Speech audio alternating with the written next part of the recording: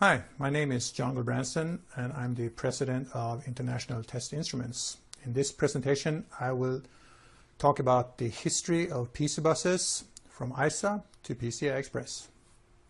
So it all started back in 1981 when IBM created the original IBM PC. That machine used a Intel 8088 CPU running at 4.77 megahertz, which resulted in the blazingly fast I/O bandwidth of 4 megabytes per second. The ISA standard, however, was created a few years later in 1984 when the PC-80, the improved PC, was created, which used the 8286 CPU. And that CPU uses a 16-bit data bus running at 8 megahertz for a total memory and I/O card bandwidth of 60 megabytes per second. There are two versions of the ISA card. The original 8-bit, which was used for the 8088 or original IBM PC. And you also have the 16-bit extended cards from the PC-80, which is technically only the ISA bus.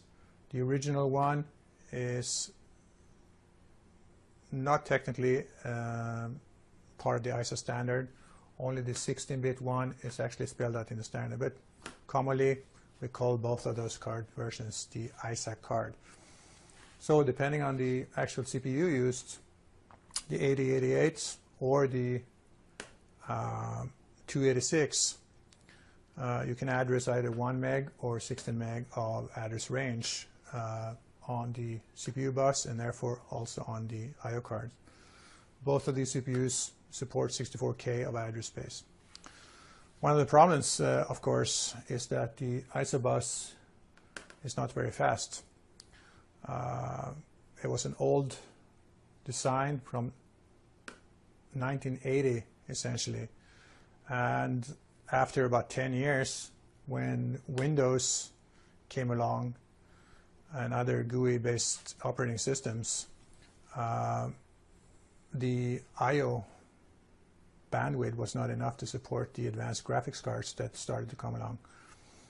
So the graphic cards manufacturers came together, and through their group, the VESA group, Video Electronic Standards Association, created a VL bus, or VESA local bus, which essentially was again a direct attachment of the graphics card and any other card, I/O card that you wanted to directly connect with high performance, and they connected it to the CPU memory bus again. And because the top of the line CPU at the time was the 486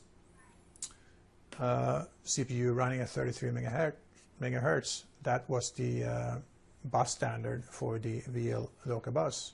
And the problem, of course, with doing that is that they married it to the 486 CPU bus protocol, and when other CPUs came out, particularly the Pentium, it used a different bus protocol, and the VL bus was no longer an option. It simply didn't work.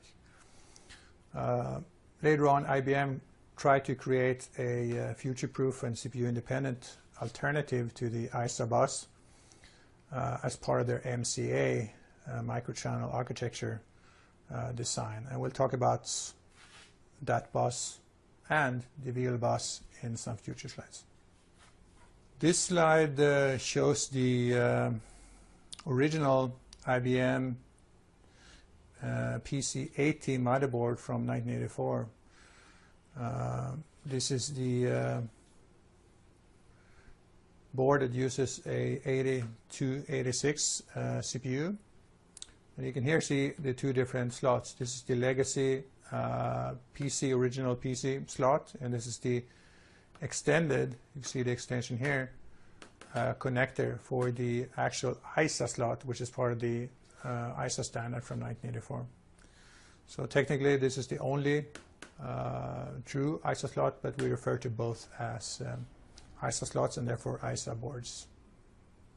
So in this slide behind me here, you see the pinout of the isobus connector. This is the whole connector for the that is spec'd as part of the 286 computer, and this part here is the original PC connector, the 8-bit. You have 8 data bits on this connector, and you have another 8 on this. So in total, you have 16 for the whole interface.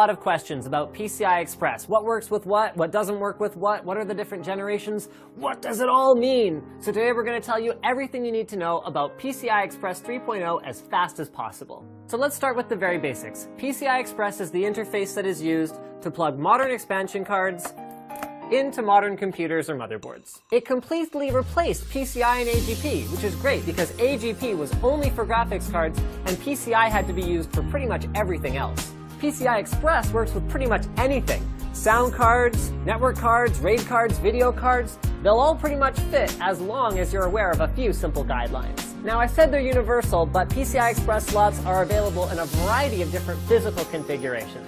The most common ones are 1x, 4x, 8x, and 16x. All of these types have different slots on the cards themselves and different slots on the motherboard. The cool part about that is that they're upwards and downwards compatible though. Here I am plugging a PCI Express 1X card into a 16X slot. It gets the same power delivery, it just gets less bandwidth delivered to it because that's all a sound card actually needs. And not only that, but I can take this PCIe 8X RAID card and plug it into a PCIe 4X slot. It'll still work, but it will only have half of the bandwidth available to it that it would have otherwise had if you plugged it into an 8X slot. The other thing that affects the performance of PCI Express is the generation. Here I'm holding a PCI Express Generation 2 16X card, and here I'm holding a PCI Express Generation 3 16X card. They look physically the same on the connectors, but the actual available bandwidth has doubled. In fact, the available bandwidth of PCI Express cards has doubled with each generation. So a PCI Express Generation 1 16X slot is only equivalent in performance to a PCI Express Generation 3 4X slot. So the takeaways from this are pretty straightforward. PCI Express cards work in PCI Express slots as long as there's nothing physically in the way. Performance, on the other hand, is going to be dictated by what generation of PCI Express the card and the slot are running at. So it'll run at whatever is the lowest generation of either of the two components. So Gen 2 card, Gen 3 slot, plug them together, they run at Gen 2. And then performance is also determined by the length of the card and the length of the slot. So for example, this quad port gigabit NIC needs at least 500 megabytes per second of bandwidth in order to operate at peak efficiency. That means if I have an older PCIe Gen 1 motherboard, I'll need at least a 4X slot or a hypothetical 2X slot to get the bandwidth I need, because it's only 250 megabytes per second in a 1X slot. However, if I have a PCI Express Gen 2 motherboard, I could even use a 1X slot to get everything I need, because that'll be about 500 megabytes per second. Thanks for checking out this episode of Fast as Possible. Make sure you subscribe to TechWiki and also like the video, it helps us out a lot. Share this video with anyone who you think would benefit from it, including embedding it on your website. Consider this my go-ahead to, well, go ahead. Also, if you can think of any other Fast as Possible episodes that you'd like to see,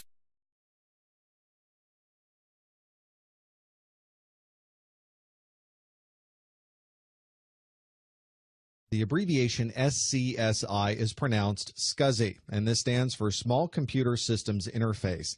It was a method of connecting storage devices at that time were small computer systems or personal computers, and it was one of the very first ways that we had standardized storage on our computer systems. We were able to do quite a bit with this. We could string a number of devices together. They could be hard drives, they could be optical storage devices, and we could put up to 16 devices on one of these SCSI chains using a single cable and a single SCSI controller. So you were able to just put one interface in your computer and simply hang off the back of that interface 16 different devices.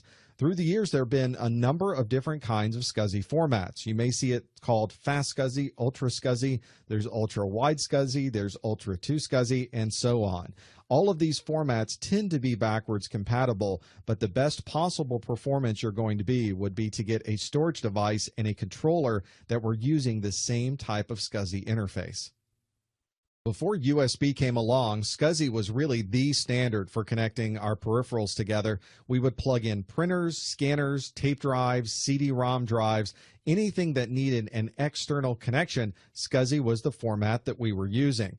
On the SCSI buses, we had different sizes. We had a narrow bus SCSI. Some SCSI was a wide bus. The narrow bus could plug in 8 devices that we could string onto an individual controller. The wide bus allowed us to have 16 different devices on a single controller.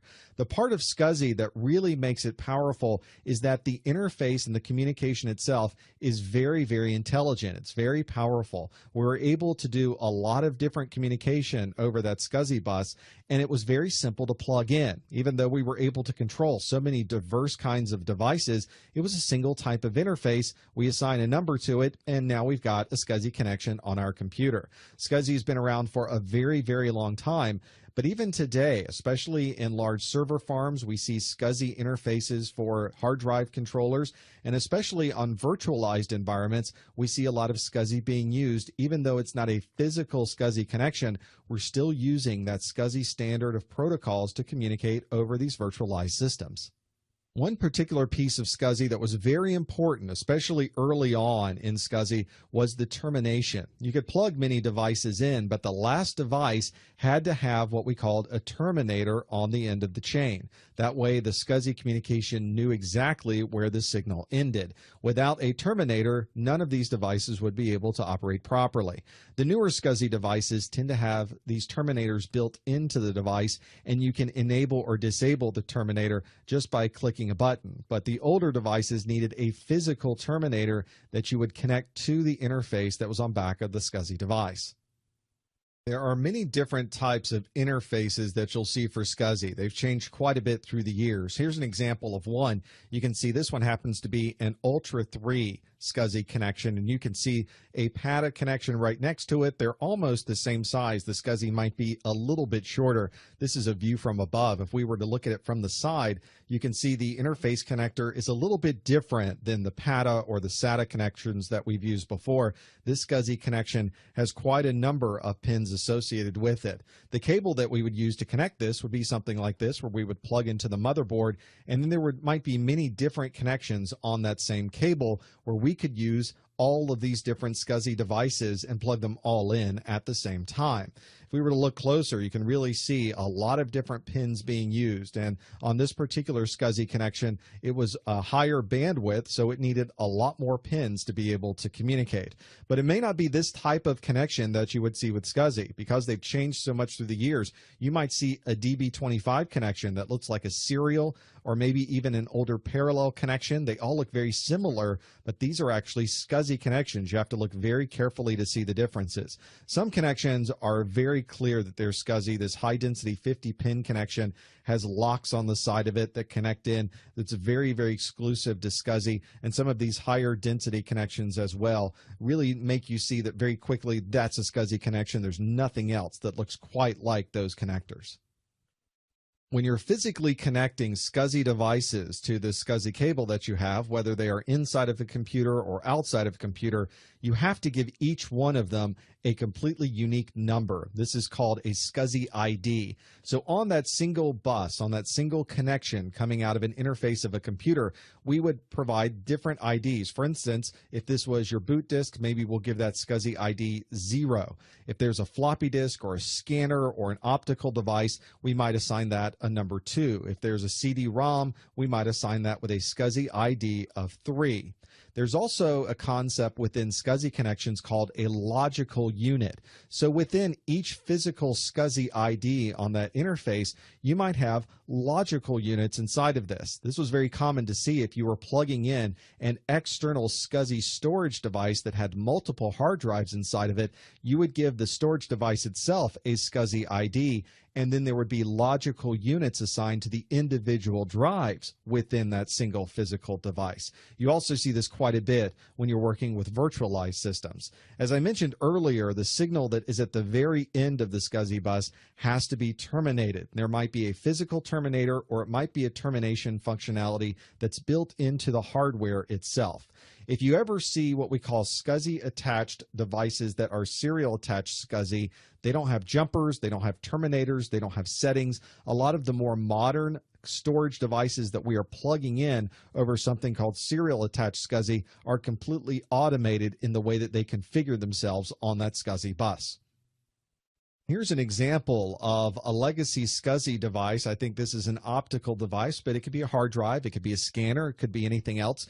Generally, we see two different types of connectors on the back of the device. One of them generally is the connection going in. You can see it written on the back of the device where we would plug in the in connection from our computer. If we had additional SCSI devices, we would use this out connection to keep the string going, to keep that daisy chain going throughout the connection. If this was the end of the line, if this really was the last device in this SCSI chain, this is where we would plug in the terminator. If this was a device that had the termination built in, there would probably be a connector on this device or a button you could push to say this was the terminating place. And you can also see the SCSI ID number built right into this as well. There's little buttons that would allow you to change that SCSI ID. So when this device plugged in and communicated across the SCSI bus, everyone know that this device was SCSI ID number 6. Once you have everything plugged in, it looks a little like this, where you have a SCSI controller that might be ID 0. Here's SCSI ID 1. That's a hard disk. Here's another hard disk, and they're all chained together with different SCSI IDs. And at the end of the chain is a terminator. Usually these terminators even have a little light so you can see that they are active. Here's a picture of what a SCSI terminator might look like so you can look at the back of your devices and see if you have one of those. That term daisy chain actually came from this idea of taking daisies and connecting them to each other, and you could wear them as bracelets or wear them on your head, and that same daisy chaining was how we came up with this idea of plugging in all of these devices one to the other to create that chain of devices. The back of the SCSI drive looks very similar to the back of any other hard drive. It's just using a very specialized SCSI connection on the back. Usually you have jumpers that can help you designate what the SCSI ID of this drive happens to be. And here's traditional power that you might find so that that drive can be powered up on the inside of your computer. If this was an external device, then you have external power. You usually have options for setting your SCSI IDs that we saw on the SCSI device earlier and the interfaces for going in and out of that SCSI connection. The connection of the SCSI device on your motherboard looks very similar to PATA in that we've got a connection on the motherboard and multiple interfaces on SCSI. But of course, with PATA, we are limited to 2 individual devices, whereas with SCSI, especially the wide bus SCSI, I can connect up to 16 devices, and you would simply find the closest connector to you and plug it in. It doesn't matter where along this particular cable we plug in our SCSI device. The determination of how this device communicates is associated with the ID that you assign to the SCSI device. So you simply plug into the closest connector to you and plug in all of your different SCSI devices, make sure they have different SCSI IDs, and your SCSI communication is now complete. Once you follow those rules, SCSI is very simple to get running, and it's going to provide you with a lot of flexibility to plug in.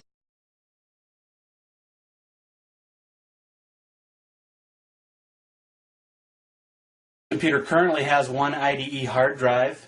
This is connected to the primary IDE controller. It also has a single optical drive which is connected to the secondary IDE controller. I'm going to be adding a second IDE hard drive, and I'm going to add it as a slave device to the primary controller.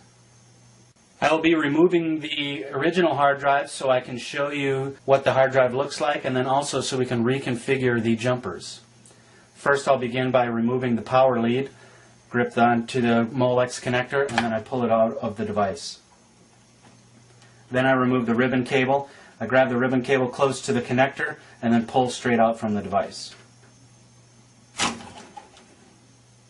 Each computer case manufacturer holds hard drives into the case differently. Some computer cases use a quick release rails. These will snap onto the hard drive so they slide into the case. Others will have a plastic or a metal removable cage that holds the hard drive in.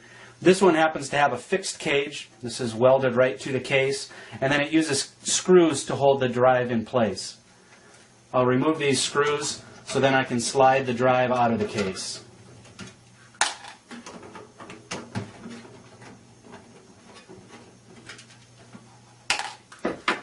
With the screws removed, I can carefully move all the components out of the way and then slide the drive out of the case.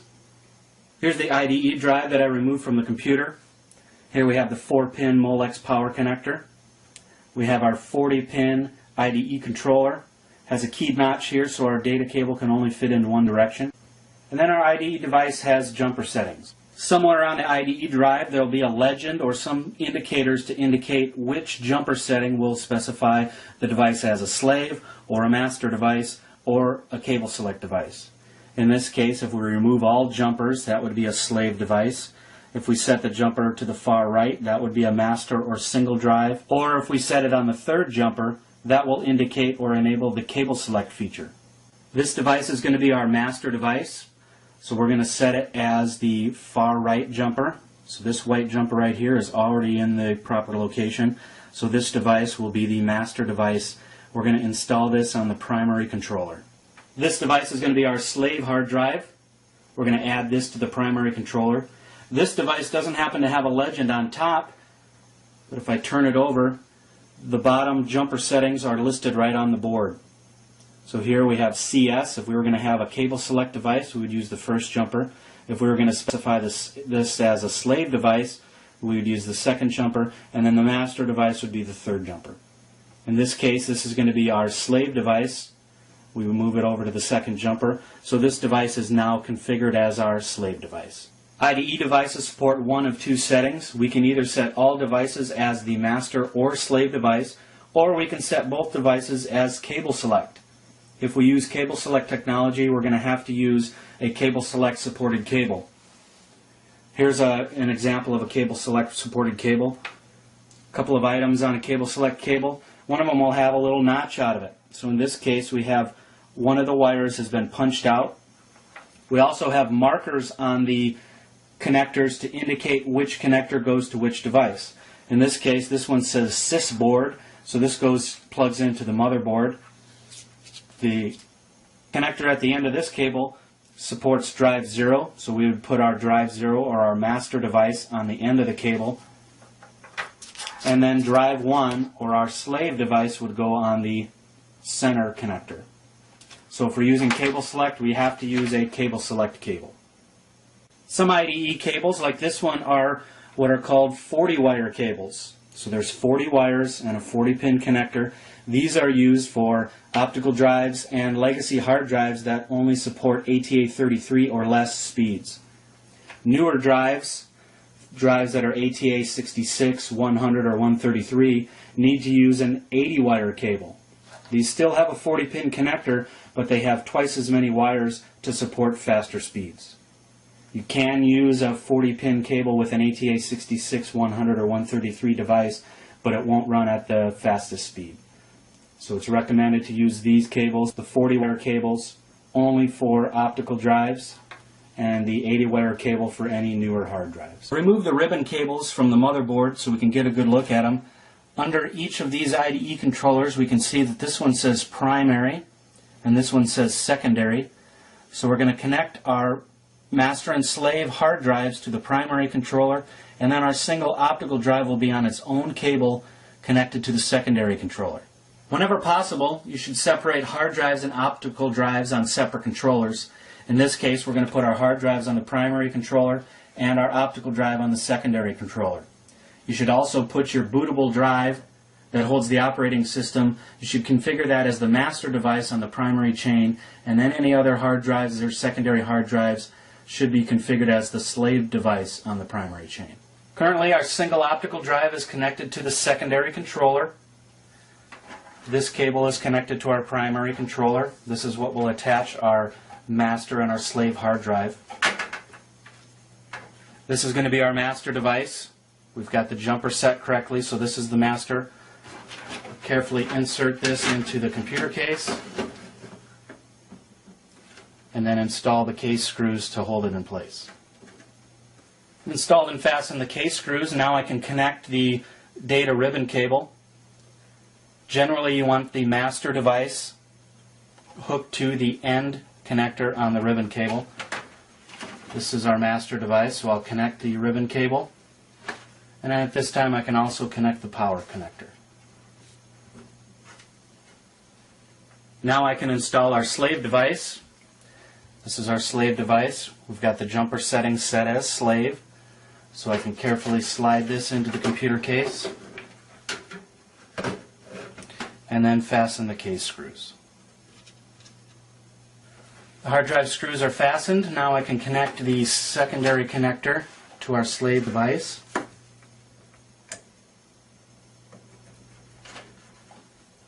And then the second power connector. Here's a close-up to our setup. Here's our master device connected to the end of the cable. We have power connected.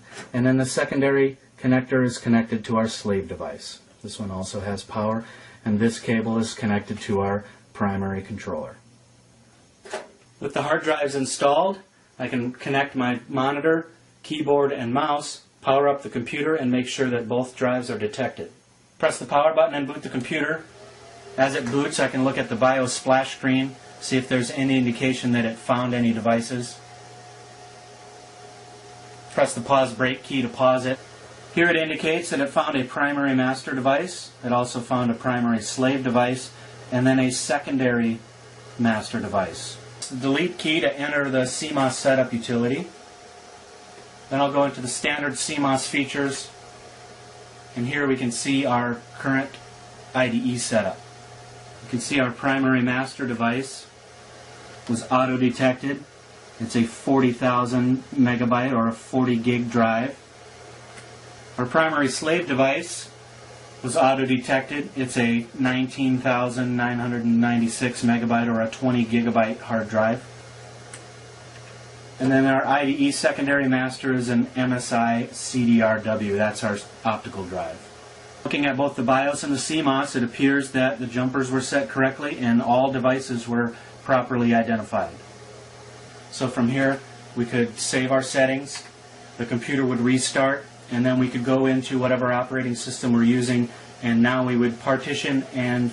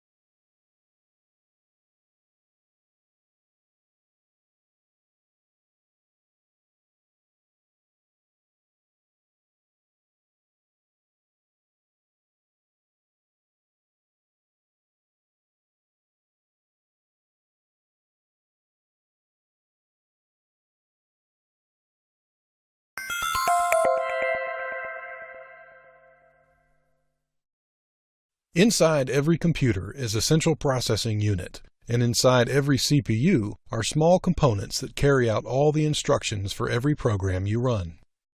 These components include AND gates, which only allow electricity to flow to their output wire if all their input wires are on. The AND gates use tiny transistors to control the flow of electricity to the output wire. The electricity from another part of the computer flows in from the top and gets stopped at the first transistor unless its input wire is on. When that input wire turns on, it causes an electric field to form around a small piece of insulated metal. This electric field reaches out past the insulation and causes the properties of the semiconductor material below it to change, turning a small part of that semiconductor into a full conductor, bridging the gap for any electricity flowing in from the left and out to the right. The types of components you create from transistors are based upon how you wire their inputs and outputs together. If you chain them together so that the output of one flows to the input of the next, then you are creating an AND gate, where all the input wires must be on for the final output wire to be on. Inside the Scott CPU, you'll see a number of these AND gates scattered around, with some having more inputs than others. Another type of component that you'll come across is the OR gate, which is represented by this shape. Instead of chaining the output of each transistor to the input of the next, you instead run all the output wires to the same place, the output of the whole gate. In this way, if any of the transistors have their input wire on, then electricity flows straight through them to the gate's output. You'll also see a number of these OR gates scattered around the Scott CPU. By the way, the Scott CPU comes from the book But How Do It Know by John Scott, which is available at his website, buthowdoitknow.com. It includes a great explanation of how computers work for beginners, and John was kind enough to allow his CPU design to be used in this video. The other basic component you'll see in any CPU, including the Scott CPU, is the NOT gate. The NOT gate uses a transistor to divert the electricity already flowing to the output of the gate to a ground wire, effectively short-circuiting the output wire, turning the output of the gate off if the input wire is on. There are a number of these NOT gates inside the Scott CPU, not only in the locations seen here, but also inside the other components. For instance, the stepper component is just a particular combination of AND, OR, and NOT gates, where the output wires turn on in sequence each time the input wire to the stepper turns on. This input wire comes from another small component called the clock, where the output wires turn on and off again very quickly in a steady pattern. The only other component used in this part of the CPU is the selector, formed from another combination of AND, OR, and NOT gates that turn on one of several output wires depending upon what input wires are on at the moment.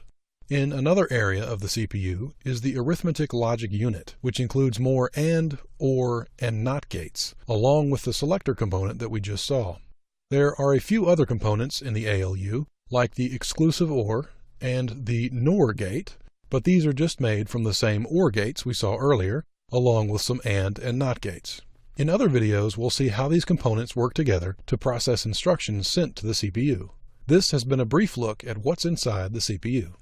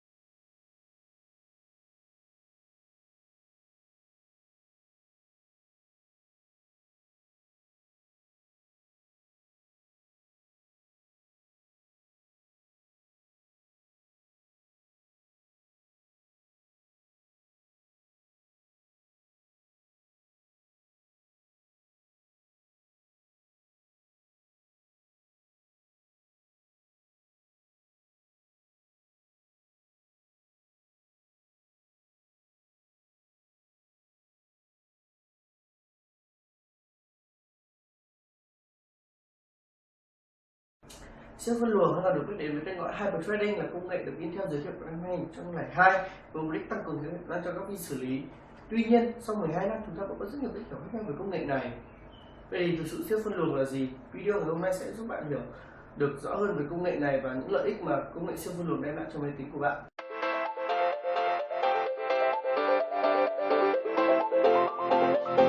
Theo các giải thích của Intel thì công nghệ siêu phân luồng là công nghệ giúp cho vi xử lý tận dụng triệt để và tối đa các nguồn lực nó hiện có để giúp nó thực hiện được nhiều việc hơn.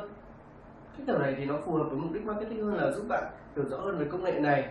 Vậy thì để hiểu rõ hơn được về công nghệ siêu phân luồng thì chúng ta hãy cùng làm một ví dụ sau đây. Nếu như con miệng của mình là một nhân xử lý và thức ăn là thông tin, việc nhân xử lý thông tin thì cũng giống như việc miệng của mình ăn thức ăn.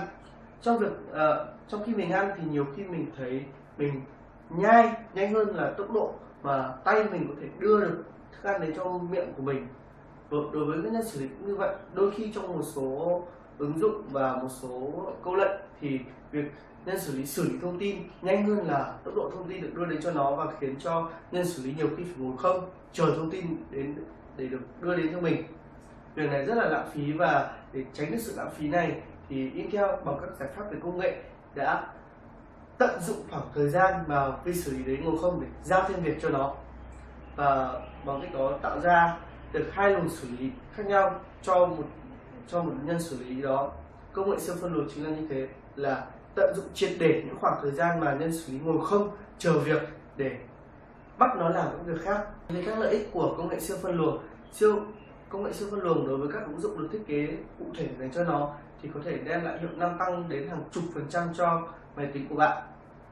Rất là tốt, nhưng mà không phải ứng dụng nào cũng được thiết kế cụ thể cho nó. Đối với các ứng dụng mà không được thiết kế cho công nghệ siêu phân luồng thì bạn thậm chí còn nhìn thấy hiệu năng xử lý của mình giảm đi. Vì sao có chuyện như vậy? Thì hãy lấy ví dụ về chiếc CPU Core i3 4130 của mình đang dùng ở nhà làm ví dụ. Chiếc vi xử lý này có 2 nhân xử lý thực và 4 luồng xử lý. Nếu như một ứng dụng mà sử dụng 2 luồng xử lý thì nếu như nó biết được về công nghệ siêu phân luồng này thì nó sẽ giao 2 việc đấy cho 2 nhân xử lý thực của mình. Rất là tốt. Tuy nhiên với một ứng dụng mà không biết được về công nghệ siêu phân luồng này thì nó sẽ nhồi hết cả 2 luồng xử lý đấy cho một nhân xử lý, khiến cho một nhân xử lý hoạt động cực kỳ nặng và một nhân xử lý khác ngồi chơi không làm được gì cả. Đó rất là lãng phí và nó khiến cho hiệu năng xử lý của bạn bị giảm đi. Tại vì bạn phải hiểu là cái quãng thời gian của mình tận dụng trong quãng thời gian mình tận dụng vi xử lý ngồi không thể nào hiệu quả được hoàn toàn bằng việc vi xử lý tập trung làm một công việc nào đó. Vậy thì để tóm lược lại, công nghệ siêu phân luồng là gì? Công nghệ siêu phân luồng là công nghệ để giúp cho vi xử lý hoạt động hiệu quả hơn bằng cách là tận dụng những khoảng thời gian nó ngồi chơi để giúp nó làm được thêm một việc khác. Mình hy vọng video ngày hôm nay sẽ giúp các bạn hiểu rõ hơn về công nghệ siêu phân luồng này. Thích video này nếu các bạn thích nó, ấn không thích nếu bạn không thích nó. Xem để lại một lời bình luận nếu như cái hành động thích và không thích này không đủ để nói rõ cảm xúc của bạn khi xem video. Chia sẻ video này với những người mà bạn nghĩ sẽ có lấy được thông tin có ích từ video này, và đừng quên đăng ký theo dõi kênh Tri thức Phương thức trên cả Facebook và trên YouTube.